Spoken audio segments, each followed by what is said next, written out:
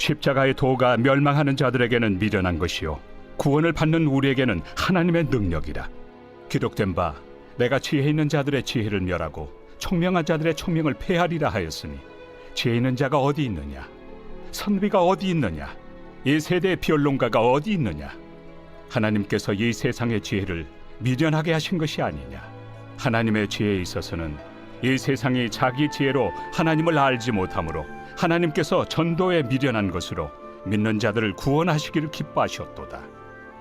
유대인은 표적을 구하고 헬라인은 지혜를 찾으나 우리는 십자가에 못 박힌 그리스도를 전하니, 유대인에게는 거리끼는 것이요 이방인에게는 미련한 것이로되 오직 부르심을 받은 자들에게는 유대인이나 헬라인이나 그리스도는 하나님의 능력이요 하나님의 지혜니라. 하나님의 어리석음이 사람보다 지혜롭고 하나님의 약하심이 사람보다 강하니라.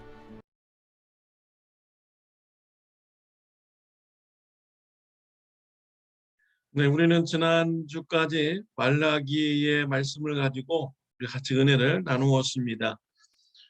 이제 이번 주부터는 고린도 전서에 대해서 말씀을 가지고 은혜를 나누게 되었습니다.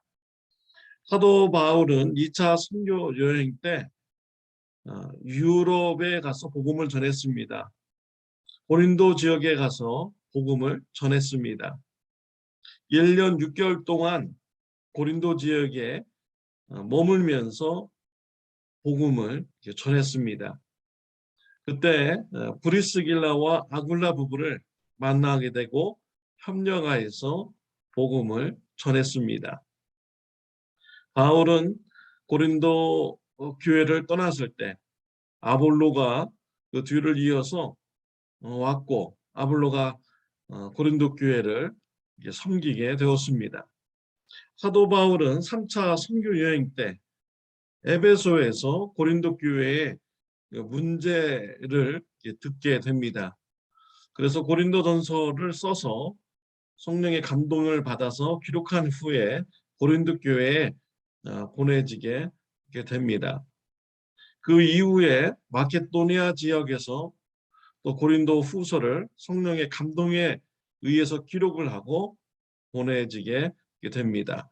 3차 선교 여행 때 3개월 동안 고린도 지역에서 머물면서 사역을 하기도 했습니다. 고린도 교회는 문제가 많은 이런 교회입니다.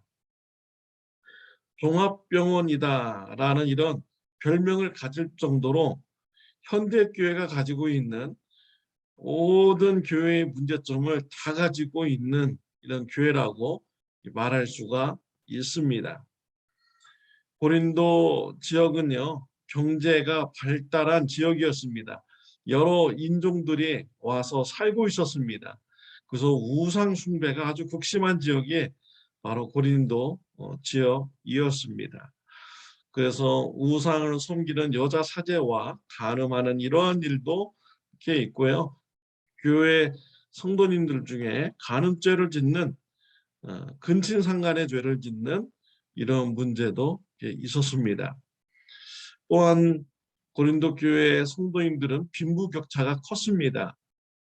부자들도 있었고 가난한 성도님도 있었습니다. 근데 부자들과 가난한 자들의 그런 차별의 문제가 있었고, 또 주의 만찬을 대하는 데서 가난한 자들은 늦게 와서 참여하지 못하게 하는 이런 부끄러운 일도 행하는 교회가 바로 고린도 교회였습니다.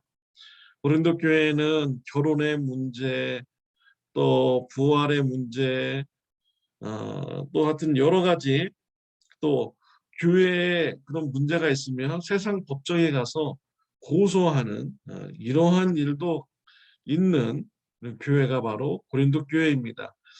또 은사가 풍성한 교회였지만 서로 자신의 은사가 좋다고 하면서 아주 교회를 어지럽게 하는 교회가 바로 또 고린도 교회였습니다. 바울은 이러한 교회를 향하여서 고린도전서를 기록하여서 보내지게 되었습니다. 고린도 지역의 사람들이 얼마나 타락을 했는지요. 사도 바울 시대 때 아주 타락한 사람을 보면 고린도 사람 같다라고 이렇게 말할 정도였습니다. 그와 같이 고린도라는 지역은 매우 타락한 이런 도시였습니다. 고린도전서 1장에서는 교회의 분열을 말씀을 하고 있습니다. 고린도 교회에는 네 개의 파가 나누어져서 서로 싸우고 있었습니다. 바울파, 아볼로파, 베드로파, 예수 그리스도파 이렇게 나누어져서 싸우고 있었습니다. 사도 바울과 아볼로와 베드로와 예수님이 주체가 되어서 파를 나누었습니까? 아닙니다. 고린도 교인들이 스스로 나는 아볼로파다, 나는 바울파다, 그리스도파다, 베드로파다 하면서 그들이 스스로 파를 나누어서 교회의 분열을 가져왔습니다. 사도 바울은 이러한 분쟁이 있는 교회를 향하여서 나는 가이오와 그리스도보와 스데반의 집안 사람들 외에는 내가 침례를 주지 않았다라고 말하면서 이 분열의 주체자가 아님을 밝히었죠. 그리고 그리스도 안에서 한 마음, 한 뜻을 가지라고 권면을 하였습니다. 사도 바울은 고린도 지역에서 세상의 지혜로 말하지 않았다라는 것입니다. 오직 예수 그리스도의 십자가만 전하였다라고 고백을 하고 있습니다. 왜 바울은 고린도 지역에서 세상의 지혜를 말하지 않고 예수 그리스도의 십자가만 전하였습니까? 18절에 나오고 있죠. 오늘 본문 말씀입니다. 십자가의 도가 멸망한 자들에게는 미련한 것이요 구원을 받는 우리에게는 하나님의 능력이라 라고 하였습니다. 예수 그리스도의 십자가의 소식이 하나님의 구원의 능력이 나타나게 하는 이런 소식이기 때문입니다. 지혜의 말, 우리에게 구원 줄 수 없습니다. 아무리 세상적인 지식을 많이 안다고 할지라도, 지혜 있는 말을 많이 한다고 할지라도, 과학적인 지식을 많이 가지고 있다고 한들 그러한 지식이 우리의 죄를 용서해주고 구원받게 해줄 수 있습니까? 우리를 영생으로 인도할 수가 있겠습니까? 어림도 없는 이야기죠. 세상의 지혜는 우리에게 구원을 줄 수가 없는 것입니다. 그런데 헬라 사람들은 지혜를 굉장히 좋아했죠. 그러면서 그 지혜를 좋아하면서 십자가의 도에 대해서는 미련한 것이다 라고 그들은 말을 했습니다. 얼마나 지혜가 없으면 십자가에 못 박혀 죽었느냐 라고 하면서 지혜 없어서 십자가에서 죽은 자가 무슨 우리에게 구원을 줄 수 있느냐 라고 하면서 미련한 것이다 라고 헬라인들은 말을 한 것입니다. 이것이 세상 지혜의 한계인 것이죠. 십자가의 그런 깊은 의미를 그들은 몰랐던 것입니다. 예수님께서 왜 십자가의 고난을 받으셔야 했습니까? 저와 여러분의 죄를 대신 담당하시기 위해서 예수님께서는 십자가의 고난을 받으신 것이죠. 예수님을 믿는 자는 예수님의 십자가 때문에 의인이라 칭함을 받고 하나님으로부터 인정함 받으며 구원을 받게 되는 것입니다. 또한 유대인들에게는 표적을 최고의 가치로 그들이 생각을 했죠. 표적을 요구하였습니다. 유대인들은 나무에 달려 죽은 자는 저주를 받은 자다라고 이렇게 믿었습니다. 나무에 매달려 십자가에 매달려 죽은 자가 어떻게 우리를 구원해 줄 수 있느냐라고 하면서 십자가의 도를 거리끼는 것으로 그들은 생각을 하였던 것이죠. 나무에 달린 자는 저주받은 자입니다. 예수님이 저와 여러분들을 대신하여서 저주받으신 것입니다. 저와 여러분들이 나무에 매달려 저주받고 죽어야 될 인생인데 우리 예수님께서 대신 저주받아서 우리로 하여금 의롭다 칭하여 주시고 의로운 길을 우리에게 열어주신 분이 바로 우리 예수님이십니다. 십자가의 길이 우리에게 하나님의 구원의 은혜를 받게 하는 능력이 되는 것입니다. 고린도 교회 사람들이요, 이런 십자가의 길을 붙잡고 또 순종하였다면 어떻게 되었을까요?